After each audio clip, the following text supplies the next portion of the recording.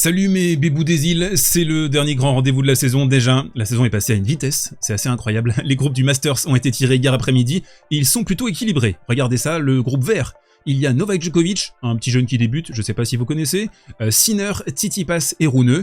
Et dans le groupe rouge, Alcaraz, Medvedev, Rublev et Zverev. Cette vidéo, c'est un turbo classique sur service volé, vous connaissez la musique, on va analyser individuellement chaque joueur, estimer ses chances lors de ce Masters, et je terminerai par un pronostic final qui ne se réalisera pas. D'ailleurs, en parlant de ça, attaquons avec les cotes. Cette vidéo vous est proposée en collaboration avec les Winamis de Winamax qui m'accompagnent lors des moments forts de la fin de la saison, donc le Masters évidemment c'est tout à fait approprié. Vous avez le lien dans la description, jusqu'à 100 € de free bet pour toute première inscription. Attention, les paris sportifs exclusivement réservés aux adultes consentants. Regardez juste à ma droite, nous avons donc les cotes pour ce Masters et je les trouve particulièrement adaptés, mes très chers goats. Nous avons donc le croque-mitaine Novak Djokovic, favori des books à 2,25, Carlos Alcaraz qui est en deuxième position à 4,50. Vous allez le voir, ma lecture des événements n'est pas tout à fait identique.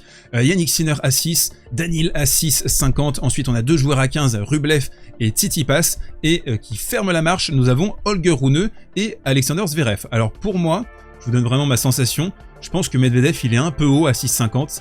Je le mettrais plus en deuxième favori personnellement, donc la cote qui me semble la plus intéressante, la plus pertinente et qui est un petit peu trop surévaluée par Winamax, c'est celle de Daniil. Mais bon, si je devais parier ma maison sur un joueur, ce serait Novak Djokovic. Justement, Novak, c'est le premier joueur de la liste. On attaque avec le groupe vert. Novak, qui est le co-détenteur du record au Masters avec 6 titres. Il est à égalité avec Roger Federer, donc il va viser sur cette édition dès la semaine prochaine le 7e titre. Donc ce sera un record absolu.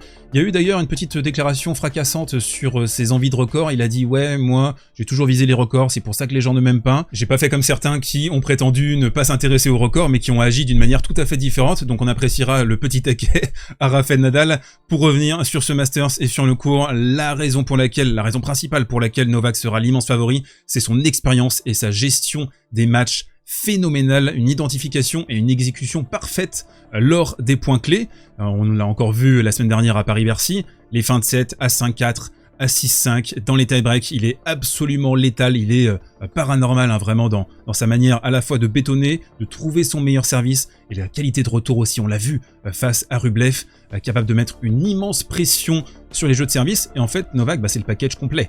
Immense serveur désormais, retourneur all-time, mental à 36 ans, il est au pic de son mental. Alors il a un petit peu baissé au niveau physique, il a baissé sur certains compartiments, mais il a réussi à s'ajuster sur d'autres. Donc il a clairement un arsenal qui lui permet de se sortir de toutes les situations, et c'est ça qui est quand même assez fort, assez fou. Alors il n'y a pas toujours vraiment du spectacle, du panache, particulièrement à Paris-Bercy, mais il est capable aussi de jouer à un niveau qui est exceptionnel. On se souvient de l'Open d'Australie, le match contre Dominor par exemple.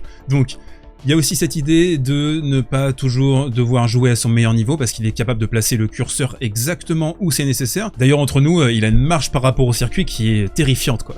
Vraiment, il y a un côté totalement fou, sauf que là, on est au Masters, donc ce sera les 8 meilleurs joueurs du monde. Peut-être qu'il ne pourra pas s'imposer s'il n'est pas à 70, 80, 90% de ses capacités. Ça va être intéressant à observer. En tout cas, voilà, c'est sûr, Novak, c'est le meilleur joueur du monde et peut-être de l'histoire pour rallier la ligne d'arrivée, pour remporter des matchs.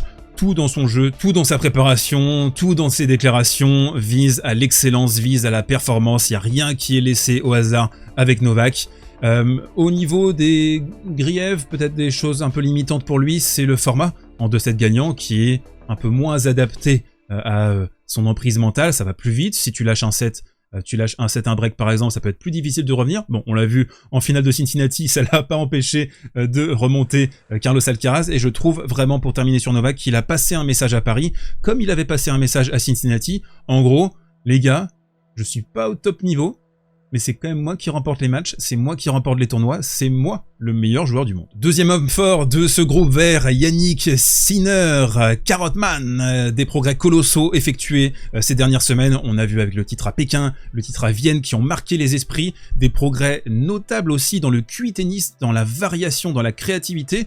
On peut dire merci à Darren Cahill, mais aussi, voilà, Sinner, il a posé des pierres, il a essayer de progresser petit à petit, et parfois les progrès ils sont pas immédiatement visibles, ils apparaissent quelques mois, quelques années après, et là on voit vraiment sur cette fin de saison que c'est un joueur tout à fait différent par rapport au tout début de saison, il est aussi capable de jouer ses adversaires en force. On l'a vu lors du 3e set à Vienne contre Medvedev, et il a épuisé Medvedev, il l'a eu au physique, et ça c'est quelque chose de nouveau aussi chez Yannick, au niveau de son style, au niveau de son jeu. C'est un monstre en indoor, Yannick Sinner, un style de puncher, des conditions sans aléas, pas de vent, pas de faux rebonds, donc c'est parfait, et disons-le clairement, s'il ne sortait pas de ce groupe vert, s'il n'était pas qualifié pour les demi-finales, ce serait une immense déception pour lui. C'est un outsider ultra crédible pour le titre, pour vraiment aller jusqu'au bout. En plus, il s'est préservé à Paris, il n'a pas joué son 2e tour, donc voilà, il arrive frais, il est à domicile. C'est un énorme objectif pour lui, ce serait le plus grand titre de sa carrière, ce Masters 2023, donc clairement, il doit aller le plus loin possible. Avant d'enchaîner sur le prochain joueur, si tu aimes le contenu, si tu apprécies Service Volé, n'hésite pas à pousser cette vidéo, à t'abonner aussi pour ne rien manquer des futurs contenus. Il y a des petits bonbons qui vont arriver, et notamment ma couverture quasi quotidienne du Masters et des temps forts. N'hésite pas à partager aussi Service Volé autour de toi.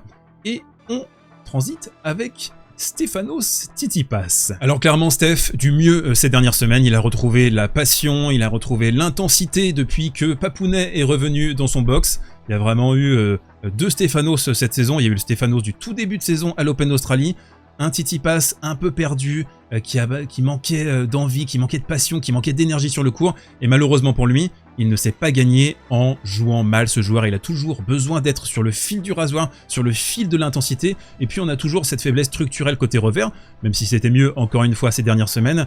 On l'a vu taper quelques petits revers longs de ligne, delicioso, capable également de résister dans la diagonale avec du slice, même si son slice est beaucoup trop flottant à mon sens et il a un problème technique au niveau de son exécution. Donc en fait il est toujours obligé de servir plein fer, plein pot, des gros services kickés pour envoyer des services volés ou des services +1 sur son coup droit. Et la réalité c'est que Steph est un outsider très lointain lors de ce Masters. S'il venait à le remporter, ce serait un séisme, hein, vraiment. Et même sortir de ce groupe vert, ce serait une superbe réussite pour lui. En observant sa saison, même s'il y a une dynamique qui est un peu plus vertueuse ces dernières semaines, il va avoir besoin de se sublimer, on va avoir besoin de voir un pic Steph, mais justement ça peut être intéressant pour lui parce qu'il n'est pas vraiment attendu, donc il y a peut-être quelque chose à aller gratter. Et l'idée ça peut être aussi d'utiliser ce tournoi pour se remettre sur le devant de la scène et rappeler à tout le monde que oui, ok, j'ai pas eu une saison top, j'ai eu des hauts et des bas, ça a été sinusoïdal, mais je suis un contender en Grand Chelem pour 2024. Dernier membre de ce groupe vert et dernier qualifié pour le Masters, Holger Rune, le bad boy, le vilain petit garçon danois qui nous régale, qui a été très bon à Paris et à Bâle. Après des mois d'errance depuis Wimbledon, les soucis physiques ont l'air d'être derrière lui, ils ont l'air d'avoir été soldés. Mais bon, il est toujours un peu suspect quand le combat s'engage. On se souvient de son match justement à Paris-Bercy face à Novak Djokovic. À la fin du 2e set, il remporte le tie-break en étant excellent, très offensif.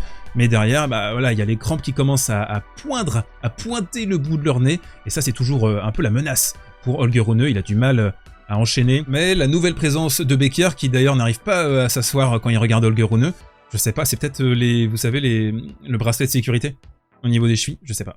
Il y a un problème au niveau de sa position assise, ou peut-être qu'il a des hémorroïdes. Bref, nonobstant, Becker semble l'avoir réveillé, l'avoir remis à l'endroit après le passage de Mouratoglou, Christensen. Ça a été très chaotique pour lui, Rune, mais là, voilà, il a l'air de s'être remis dans l'axe. Rune, c'est un joueur complet, c'est un matcher, c'est aussi un très bon test d'entrée pour Novak Djokovic ce dimanche soir.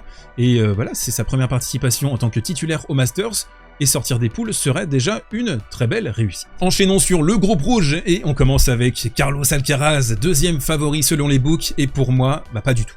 Pas du tout, je le mets plutôt 3e, 4e, derrière Sinner, derrière Medvedev, derrière Djokovic, et je vais vous expliquer pourquoi.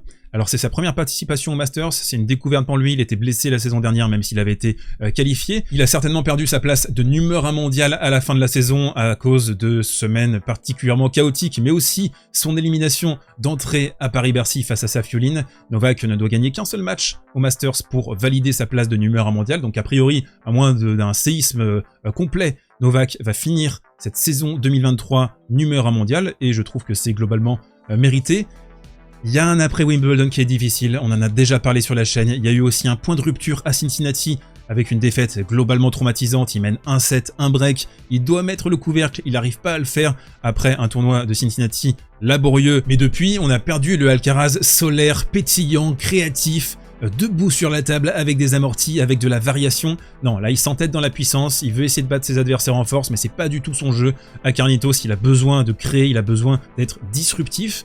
Donc il y a aussi quelque part une certaine idée de organise mieux ta saison, essaye de pas trop te disperser, c'est un style qui est particulièrement énergivore, et on peut se demander d'ailleurs si Alcaraz ne sera pas victime dans sa carrière du syndrome Nadal entre guillemets, c'est-à-dire qu'après l'US Open c'est beaucoup plus difficile la saison en indoor parce qu'il a tellement donné avant, il a tellement donné au printemps, donc il va falloir travailler là-dessus, lisser son effort. Évidemment, il est encore jeune et il a déjà 2 grands chelems. Un grand chelem remporté cette saison, donc même si il venait à se cracher au Masters, la saison, elle est tout à fait réussie. Mais qui dit résultat en dents de scie ces dernières semaines, dit également capacité à avoir refait de l'influx, avoir refait un peu d'énergie. On sait que Juan Carlos Ferrero, c'est un mentor exceptionnel pour Carlos Alcaraz. Il peut y avoir un dernier rebond, ce serait... franchement somptueux de le voir performer à très haut niveau parce qu'on a besoin d'un magnifique Carlos Alcaraz, je trouve, sur le circuit. Je suis plus du côté des sceptiques sur une grande performance de Carlos Alcaraz, mais je demande bien sûr à ce qu'il me fasse mentir. Le deuxième joueur de ce groupe rouge, c'est Daniil Medvedev, 3e homme fort de la saison. Il visera un 2e titre au Masters la semaine prochaine. Sublime saison, Daniil, vraiment exceptionnel. La 2e meilleure saison en carrière après 2021, où il avait remporté l'US Open, mais la première saison au nombre de victoires, il en a 64 déjà. C'est un total qui est...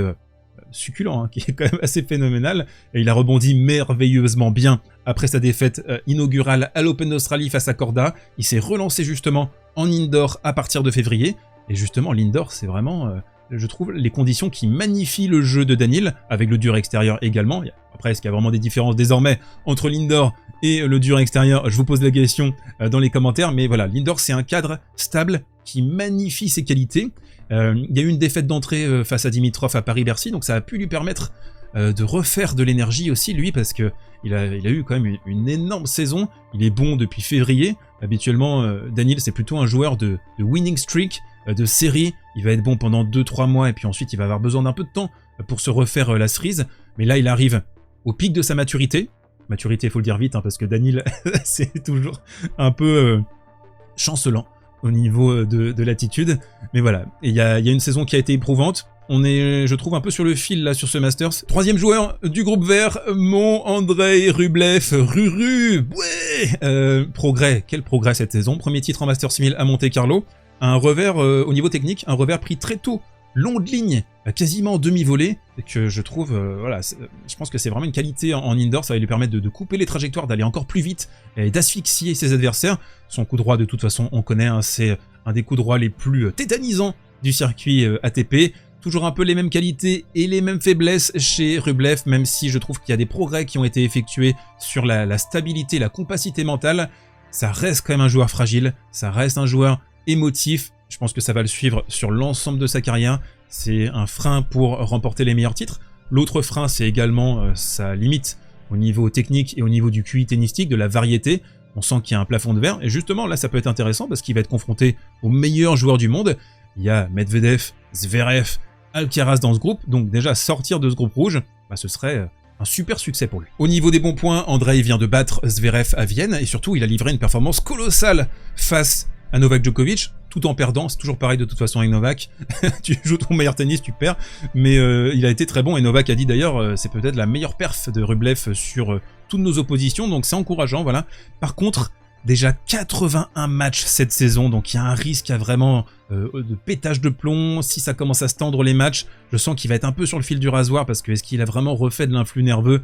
Ça va être la grande question. Donc vraiment, question sur sa fraîcheur mentale, comme toujours. Et on termine en vitesse avec Alexander Zverev, le vilain petit canard, double vainqueur au Masters. Donc voilà, on a des références qui sont très solides, l'un des meilleurs joueurs du monde en indoor, ça on le sait, quand son service passe, première balle, à plus de 75%, c'est un monstre, il est colossal, il peut s'installer à l'intérieur du court et...